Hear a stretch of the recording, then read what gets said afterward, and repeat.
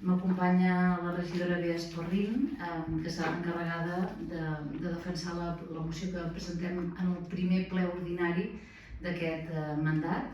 Només dir-vos que efectivament estem a l'inici del mandat i ens semblava que un tema important que venia d'anys anteriors, que no havia quedat ben resolt i que a més està vinculat amb el bon fer i amb la transparència d'aquest Ajuntament, com és el Bloom, era un tema adequat, a més no té implicacions econòmiques, entenem que estem en un pressupost prorrogat, que estem en aquests 100 dies de gràcia del govern, però que amb aquest tema sí que podíem avançar i avançar en favor de la transparència i de resoldre el que en vam dir el bluff del Bloom, que tants mesos i tants plens hi hem dedicat i que ens semblava que aquesta moció anava a tancar, esperem que vagi a tancar satisfactòriament i donar explicacions a la ciutadania d'aquests 2 milions d'euros de fons europeus que es van destinar a aquest projecte. La Bea us explica millor i llavors jo faré un petit incís d'altres temes del ple i podem passar a principi preguntes. Bon dia. Com comentava la Sílvia, aquest ple presentem una moció sobre el Bloom. És un tema que durant el passat mandat, però també l'anterior mandat, va aparèixer en múltiples ocasions, per això perquè no ha estat ben resolt. Com sabeu, tota la història del Bloom comença el 2011, es posa en funció amb un acord de ple, s'aprova el conveni per unanimitat al ple entre l'Ajuntament de Girona, la Fundació Parc Científic i Tecnològic i la Universitat de Girona. Aquest conveni avui en dia encara és vigent. Aquest projecte està dotat amb fons europeus, finançat meitat i meitat per Ajuntament i per la Fundació i UTG, i va costar 1,8 milions d'euros, està finançat amb fons FEDER. Havia de tenir una vigència de mínim 5 anys i la vigència aquesta no va ser tal. Els projectes no van venir, hi ha moltes qüestions que no es van resoldre mai. Això va fer que anéssim demanant primer un informe jurídic, que demanéssim una compareixença de les regidores de promoció econòmica en diferents moments al ple, etc. Finalment vam aconseguir que tot acabés en què s'havia de demanar un informe de promoció econòmica que ja està fet. Però aquest tema encara no s'ha portat al ple. Aleshores, aquesta moció el que pretén és tancar finalment aquest projecte i per això hem basat els punts d'acord en 3 punts, que són les 3 principals problemàtiques que veiem respecte al Bloom. La primera, en relació a l'inventari. El conveni de 2011 es deixava molt clar que calia fer un inventari. Aquest inventari no es va fer fins al 2019. I quan es fa l'inventari es veuen que alguns dels béns no estan on haurien d'estar i a més el valor residual de l'inventari ja és 0 pel temps que ha passat. Tot això no vol dir que sigui material inservible. Per exemple, per posar un exemple pràctic, a l'auditori tenen pianos que ja estan amortitzats però que encara es fan servir, que es poden llogar i que els hi va molt bé per no haver de llogar ells els pianos i cobrar-los. Per tant, encara que tingui valor 0, no vol dir que sigui material que no serveixi. El segon tema és que el conveni continua vigent. El conveni que es va subscriure el 2011 deia que la Fundació havia de gestionar durant 20 anys el Bloom. O sigui, encara que el projecte FEDER tingués una vigència mínima de 5 anys, estava pensat en un període temporal llarg. I també deia que la Fundació havia de garantir la custòdia dels béns.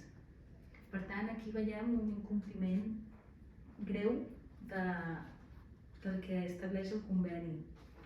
I també hem vist un qüestionament de l'activitat desenvolupada pels projectes que va haver-hi. I això ens porta també a demanar responsabilitats polítiques. Com és que no es van fer totes les comissions de seguiment que s'havien de fer per veure si s'estaven duent a terme els diferents passos que es preveien en el projecte. Com és que no es va garantir la custòdia dels béns, etc. I això és el que bàsicament demanem a la moció, que es detalli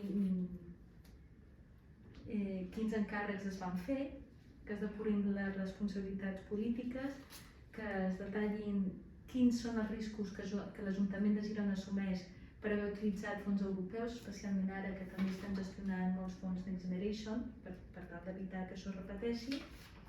I després també, en relació a l'inventari, que es detalli quin és el material tecnològic que es va detectar que havia desaparegut de la seva ubicació, que es va dir que es demanaria saber si ha tornat, si no ha tornat, si ja hi és, i finalment que resolgui un conveni, que és per tal de deixar aquest tema tancat. I això seria un resum de la moció de Pol. Molt bé, doncs com veieu, la veu ho ha resumit molt bé, volem tancar aquest cas i volem que la ciutadania tingui respostes d'on està el material que faltava, de si hi ha risc de perdre aquests 2 milions d'euros de fons europeus per no haver-se complert els mínims establerts en la convocatòria dels fons FEDER, entenem nosaltres, i finalment que s'expliqui, és a dir, jo crec que la ciutadania pot entendre que un projecte no funcioni i per tant s'expliqui, doncs no ha funcionat per aquests motius, però és una evidència que aquest projecte mai va tenir cap client, mai va tenir cap activitat, mai va tenir res de res, excepte el propi Ajuntament, i per tant algú haurà d'explicar el per què no va funcionar i simplement és una qüestió de transparència i de tancar ja aquest cas donant les explicacions oportunes.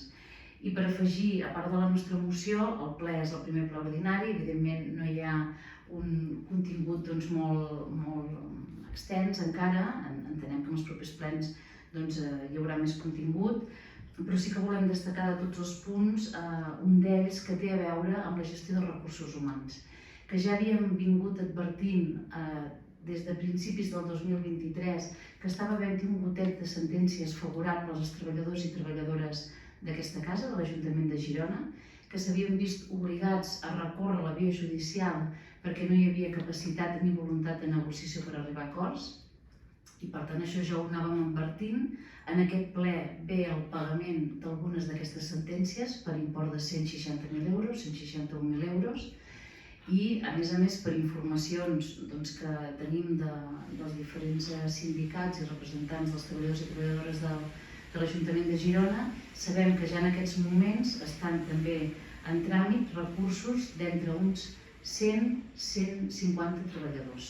Per tant, això pot significar un gruix econòmic importantíssim que pagarem entre els ciutadans i ciutadanes de Girona i, per tant, demanem de manera urgent, el més ràpid possible i de manera taxativa, que l'equip de govern s'assegui a negociar, aturi aquest goteig de treballadors i treballadores que han de recórrer la via judicial i s'arribi a un pacte per pagar tot el que es deriva de la valoració de llocs de treball i eliminar aquestes diferències salarials entre persones que estan fent una mateixa feina, de fet algunes estan sentades una al costat de l'altra.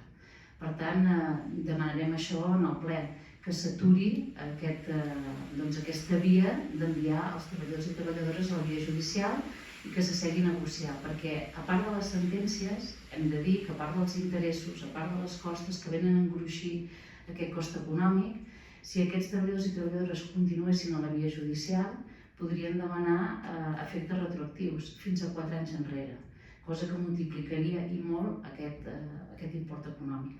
Per tant, ho diem avui i ho demanem en el ple, que s'aturi aquesta via judicial i que s'asseguin a negociar i resolguin tota aquesta problemàtica que hem tingut de recursos humans i de mala gestió de recursos humans a l'Ajuntament de Girona. I no sé si teniu alguna qüestió o alguna... Quins treballadors són? És de tot l'Ajuntament o estiguin...? N'hi ha de tot l'Ajuntament. O sigui, no és un servei concret. N'hi ha des de serveis socials, alguna de policia municipal, atenció a la ciutadania... I sobretot aquestes irregularitats és la diferència salarial. Potser hi ha dues persones que fan el mateix i un cobra molt més que l'altre. Es basa en això. Sí, aquesta és el que es veu, no? La no aplicació de la valoració de llocs de treball durant tants anys ha arribat a aquestes conseqüències. El fet que hi hagi treballadors i treballadores asseguts en taules un al costat de l'altre que estiguin cobrant per la mateixa feina salaris diferents. I fins on es remunten aquestes, o sigui, des que han començat aquesta via judicial? La primera, això sí que no t'ho sé dir, el primer treballador que va començar a posar...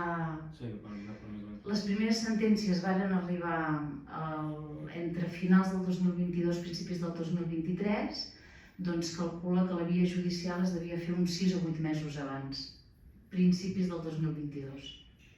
La via judicial, Sí, sí. Que això està en negociació des del 2012 aproximadament. Es comença la valoració de llocs de treball. O sigui, han estat, realment quan els treballadors han adoptat la via judicial és perquè ja havien passat molts anys d'incompliments. De fet, vam començar aquest mandat que en campanya, un dels compromisos en aquell moment de Marta Madrenas era resoldre en els primers mesos la conflictivitat laboral que hi ha a l'Ajuntament de Girona, resoldre l'elaboració de llocs de treball.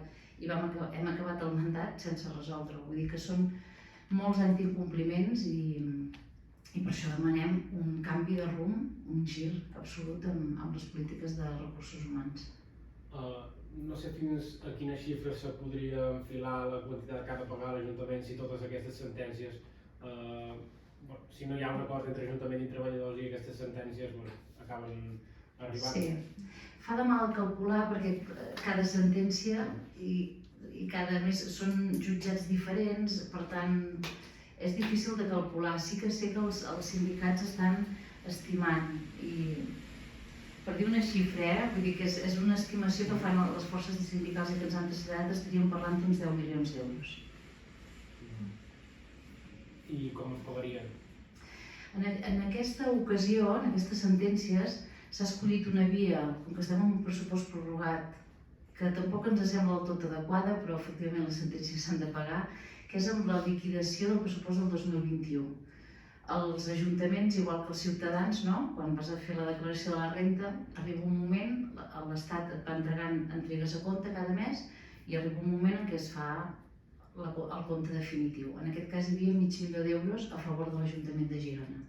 Com que són ingressos sobrevinguts, es poden utilitzar per aquest tipus de despeses i s'utilitzaran per aquest tipus de despeses. Segurament no és la manera que a nosaltres ens semblaria escollir, això hauria de sortir de partides que es tenen previstes per pagar sentències, però en aquest cas estava esgotada, no hi havia diners suficients i s'havia de suplementar. Però això té a veure, tot té el mateix origen. Aquesta mala gestió de recursos humans que fa que sobrepassem allò que s'havia calculat que era habitual o normal per pagar sentències. Però clar, de moment, si és $500.000 més, sí. D'aquests en gastarem uns 300 i pico mil, perquè a part d'aquests 161.000 hi ha un altre tema de responsabilitat civil, però que té a veure amb un bloc de pisos del carrer Balmes que tenia un permís de construcció, una llicència, perdó, no un permís, una llicència. En un moment donat es retira aquesta llicència, el privat ho porta a judici i parcialment el jutge li dona la raó. Però això no té res a veure amb recursos humans, ho dic perquè entengueu que el muntant econòmic es correspon, no només seran aquests 161.000, sinó que arribarà a 300 i pico mil. Per tant, pràcticament ens mengem aquests recursos extraordinaris que cada any arriben. Normalment, aquesta liquidació és positiva per l'Ajuntament, vol dir que sempre cada any rebem uns ingressos extraordinaris. I en aquest cas ja els tindrem pràcticament esgotats. Però en cas que les altres sentències que s'estan tramitant arribin a bon port, com s'haurà de, no sé, això l'equip de govern haurà de veure amb els nous pressupostos del 2024 si és que no s'atura, que nosaltres el que demanem és que s'aturin, i que per tant es negociï i per tant s'apliquin els diners a la valoració de llocs de treball i no pagar sentències. Des dels sindicats han dit que si tenen més intenció de negociar o a continuar per la via judicial? És a dir, és que això hauríem de contestar-ho als sindicats. Jo crec que si s'ofereix als treballadors una oportunitat seriosa, però no de tirar la pilota endavant, és a dir, porten molts anys esperant. Per tant, si ells no veuen una possibilitat real i urgent i ràpida de solucionar aquesta situació, jo crec que se'ls ha de fer una oferta immediata i seriosa i que ells vegin aplicable. Perquè si ha de tornar a ser ho estudiarem, veurem amb els nous pressupostos com ho podem fer. Jo entenc que els sindicats no es sentiran satisfets, per això millor que els hi pregunteu als representants sindicals, que seran ells els que, si hi ha negociació, la portin ells. Nosaltres sempre avalem allò que en mesa de negociació queda pactat. Sempre des del PSC ho hem fet, quan arriben punts d'acord al ple que venen avalats per la mesa de negociació i per tant és un acord entre sindicat i empresa, ajuntament, sempre hi han votat favorablement, però són ells els qui negocien el detall en aquesta mesa. I en relació al Bloom, un cop hagueu plantejat això, aquesta moció de censura, què es vol fer amb aquests equipaments o els equipaments que de moment, si he entès bé, han desaparegut i amb tot això què es pretén fer? Depèn, cal veure, potser hi ha béns que es poden utilitzar encara. El material que es va comprar eren tauletes o tablets, mòbils, un aparell de realitat virtual, però clar, estem parlant de l'any 2012, que ha evolucionat moltíssim. Hi ha coses que segur que són inservibles, però probablement per desenvolupadors o per escoles encara es podria fer servir aquest material. Però cal veure quin material hi ha i en quin estat està. Hi havia algunes escoles, o l'ERAM, per exemple, que havia mostrat interès en llogar aquest material fins i tot per pràctiques, és a dir, pot ser material que a nivell professional ara mateix ja estigui obsolet, però sí que es pot utilitzar encara. Hi havia algun centre cívic que també havia mostrat interès per algun d'aquests materials, en fi. Molt bé, doncs moltes gràcies.